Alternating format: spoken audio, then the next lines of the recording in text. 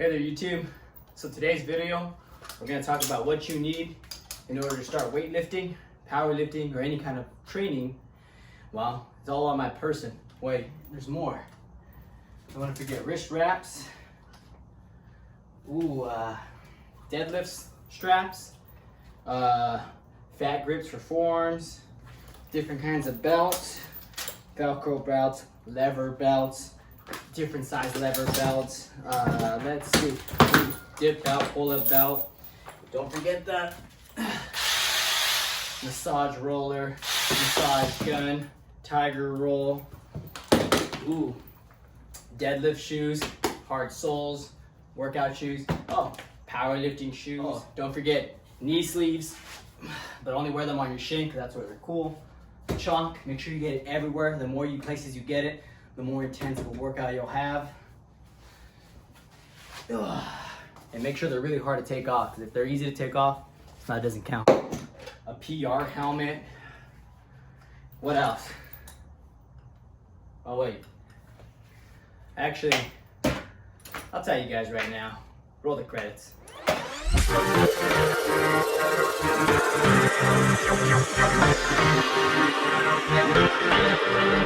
Hopefully wet it away.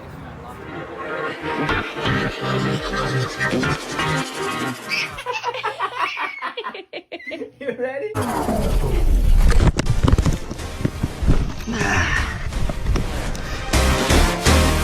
Okay, let's get down to the nitty-gritty. So anyways, let's get down to the nitty-gritty. So in order for you guys to start working out, what do you need? We're gonna have to get pretty physical right now. It's been a long time since I've gotten In physical. actuality, you need nothing. For the first 4 years of me working out, I used nothing besides gym clothes. The gym clothes that you wear to high school PE class. I didn't have any equipment, anything that I brought into the gym besides a water bottle, protein powder, and sometimes a pre-workout. That's all you need to start working out. And the reason I say this, I don't want you to go and buy out all these fancy things. All these belts and knee sleeves and wraps and wrist wraps and knee wraps and shoes, and then you find out you don't need any of it. So let's say for this, you go and want to get powerlifting shoes, you buy knee sleeves, but then you want to be more of a bodybuilder. You don't want to do that really heavy 1 rep max. Does it intrigue you? You don't like it? You just wasted a lot of money, because those powerlifting shoes cost $200. The belts for powerlifting cost about 150 bucks. I mean, they're probably cheaper nowadays, but back in when I bought mine in like 7-8 years ago, it was like 115, 120 bucks from Texas. Inzer made it. So what I would recommend is you guys just work out for 2-3 years. At the very least, work out for a year, figure out what you like. Because even in a year, you're gonna make, especially if you haven't worked out, you're gonna make significant gains. You're gonna grow in size, in endurance, in definition, and you're gonna lose weight because your body, this is new to it. You're exposing it to a new level of fitness, and because of that, it's going to respond very well. After about a year or more is when you start to have to do different kind of workouts, work a little harder in order for you to get more benefit. Your curve, almost like your first year, is bam, gains. And after that year, you're going to plateau and just steady increases. And that's when you start to utilize different workout techniques, find out what you really want, and hone in on those workouts or fitness routines that you really want to work on. So for instance, for myself, I worked out with nothing, like I said. First thing I ever bought was like a 1.5 years in, or I don't even know exactly when, but it was a couple years in. I bought a dip belt. I love doing dips. I love the way it felt. I love doing weighted pull-ups. And to this day, this is my longest lasting, besides the Inzer belt, equipment that I bought. The other one broke a long time ago, or I lost it. It doesn't matter. So I found out that I really like doing weighted pull-ups and weighted dips. And then after that, I became into bodybuilding. I wanted to get a really big, huge frame, that V frame, and the big legs. And to this day, I still do like doing bodybuilding, but I found what really intrigues me and what really is my passion in fitness is powerlifting. I love to lift heavy weight. For me to be, I'm 5'5", 155 pounds.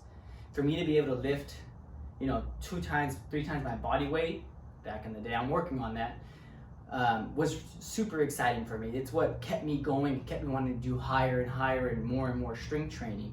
And so for that reason is why you see me gearing more my gear is towards powerlifting. I have that Inzer belt, I forget how the thickness of it, but it's the thickest one at the time.